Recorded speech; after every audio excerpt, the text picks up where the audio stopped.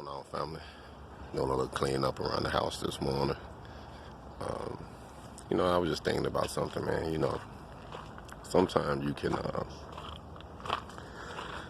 be in your feelings about certain things and not realizing where you came from. Sometimes it's good to just stop.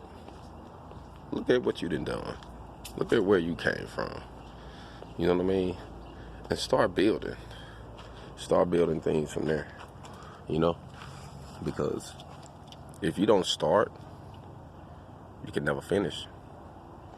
So, you can go about doing things by the system way, do this, get this perfect, get your credit right, get this much money, do this, or you can use your work ethics, your grind, and you can go do it yourself. You can use your earned income to make passive income. Hold on.